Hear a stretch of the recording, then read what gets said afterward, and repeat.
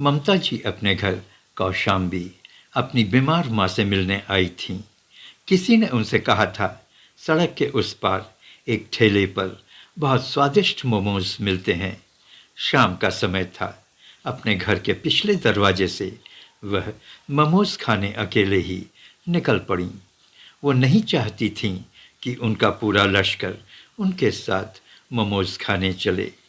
उन्होंने काले रंग की ओढ़नी अपने सिर पर डाली, माँ से कहा, अभी आती हूँ।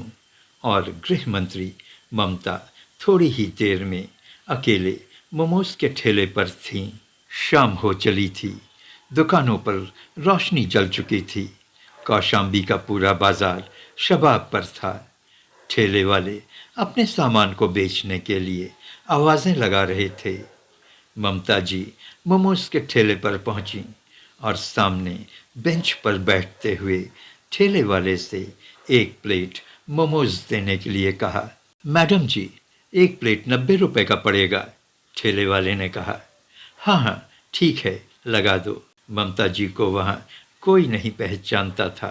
फिर ऊपर से उन्होंने ओढ़नी ओढ़ रखी थी। ममता जी प्लेट अपने हाथ में लेकर मोमोज खाने लगती हैं। किसी को क्या पता था कि यह साधारण से कपड़ों में साधारण से दिखने वाली खूबसूरत कम उम्र की औरत राज्य की गृह मंत्री है।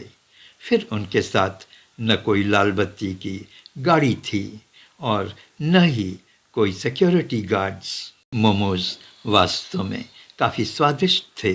देखते ही देखते ममता जी ने मोमोज की प्लेट खाली कर दी और ठेले वाले से मोमोज की दूसरी प्लेट लगाने को कहा। तभी वहाँ एक पुलिस की जीप आई। जीप चीखते हुए वहाँ रुकी और कुछ पुलिस कांस्टेबल्स जीप से उतरे। एक कांस्टेबल ने ठेले वाले को पुलिसिया रौब दिखाते हुए बोला, तुम्हें यहाँ ठेला लगाने के लिए मना किया था, फिर भी तुमने यहाँ ठेला लगा लिया है। मोमोज की दूसरी प्लेट लेकर ठेले वाला ममता जी की ओर अभी बढ़ा ही था कि एक पुलिस वाले ने ठेले वाले पर डंडा चला दिया। ठेले वाले के हाथ से मोमोज की प्लेट जमीन पर गिर गई। पुलिस वालों का नाटक देखकर ममता जी तमतमा गईं, लेकिन अपने गुस्से को बर्दाश्त करते हुए उन्होंने पुलिस वाले से कहा, यह क्या बदतमीजी है। पुलिस वाले ने गुर्राते हुए कहा कि आप अपना काम कीजिए, वरना सरकारी काम में हस्तक्षेप के जुर्म में आपको अरेस्ट किया जा सकता है। बदतमीजी आप कर रहे हैं और अरेस्ट आप मुझे करेंगे, ममता ने कहा।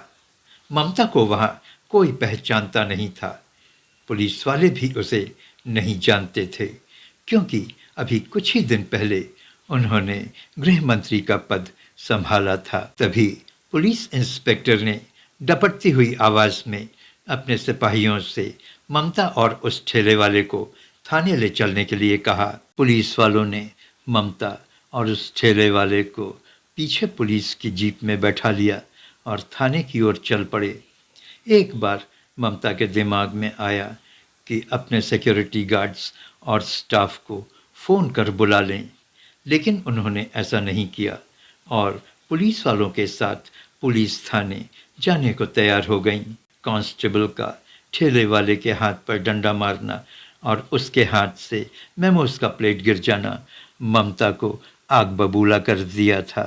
थाने पहुंचकर पुलिसिया रौब दिखाते हुए पुलिस इंस्पेक्टर ने ममता से कहा, सरकारी काम में बाधा डालने के जुर्म में तुमको अरेस्ट किया जाता है। फिर इंस्पेक्टर अपने सिपाहियों को ममता को थाने के एक कटघरे में डालने के लिए कहता है, लेकिन तभी ममता अपने स्टाफ को कॉल करती हैं, साथ ही साथ चीफ मिनिस्टर से भी बात करती हैं। चीफ मिनिस्टर से बात करते देख पुलिस वाले घबरा जाते हैं और सिपाही इधर उधर भागने लगते हैं। सायरन बजाती हुई कई गाड़ियां थाने पर आकर रुकती हैं, जिसमें से शहर का कमिश्नर, डीएम और एसएसपी होते हैं। थाना इंचार्ज ममता जी के पैरों पर गिर जाता है, लेकिन अब बहुत देर हो चुकी थी। सभी आला ऑफिसरों ने ममता को सलूट किया। शहर के एसएसपी के साथ आई पुलिस फोर्स ने इंस्पेक्टर को अरेस्ट कर लिया और थाने के सभी सिपाहियों को उसी समय सस्पेंड कर दिया। गृह मंत्री ममता जी का स्टाफ भी आ चुका था। ममता जी ने पुलिस के सीनियर सुपरिंटेंडेंट ऑफ पुलिस से कहा कि इस इंस्पेक्टर की सारी लीगल प्रोसीडिंग से वो उन्हें वाकिफ़ कराता रहे और वो वहाँ से अपने स्टाफ के साथ चली गईं। आप नमस्ते हिंदुस्तान देख रहे हैं।